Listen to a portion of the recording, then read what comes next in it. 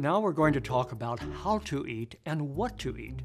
Our next step describes how prime timers should eat, graze, or eat smaller amounts of food more often throughout the day.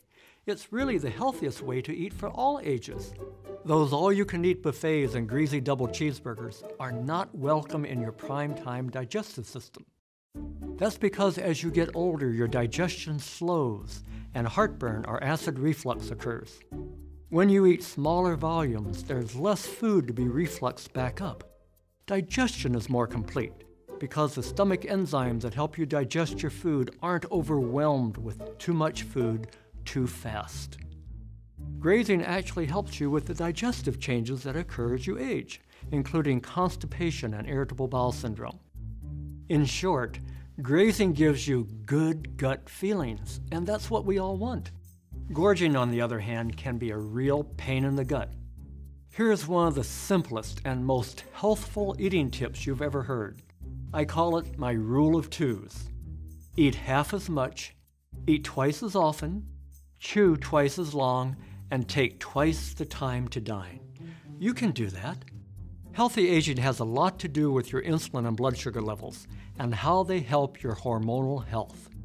Hormones are chemical messengers produced in your body that regulate or control the activity of cells and organs. And the three magic words of hormonal health for prime timers are stable insulin levels. Think of your hormone system as a symphony orchestra inside your body. Each hormone acts as an instrument in that orchestra. Insulin is like a master conductor. When you're a gorger and your blood insulin levels rise and fall dramatically, the orchestra performs erratically. But when you're a grazer and your blood insulin is stable, hormones perform their best, and beautiful music, or what we call health and wellness, is the result. Okay, that's what grazing does for you.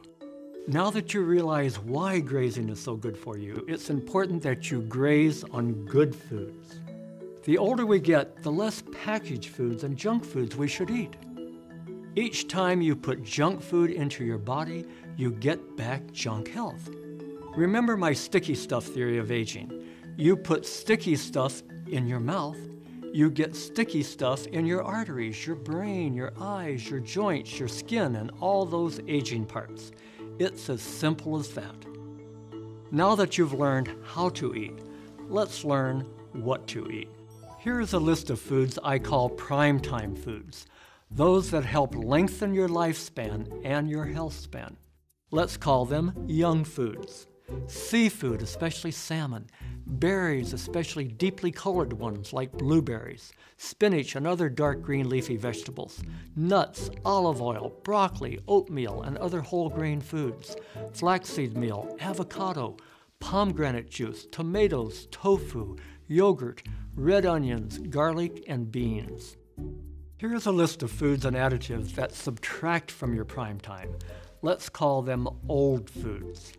Hydrogenated oils and trans fats, high fructose corn syrup, highly processed oils such as cottonseed oil, most processed French fries, charred foods such as grilled meats, artificially sweetened beverages, flavor enhancers such as MSG, artificial colorings. Let me share with you some simple shopping tips for the supermarket to help you concentrate on young foods while avoiding old foods. First, shop the perimeter. That's where the young foods, the primetime foods, are. Avoid what I call bad words on the label, such as high fructose corn syrup, foods with number symbols on the label, such as red number 40, artificial sweeteners such as aspartame, flavor enhancers such as MSG, and hydrogenated oils. Your gut is sometimes referred to as the second brain, because once your gut gets used to a better diet, it's smart enough to reject the junk foods you used to enjoy. That's the first thing I noticed when I became more careful about what I eat. It seemed as if there was an internal voice in my gut saying, eat bad and you'll feel bad. Eat good and you'll feel good.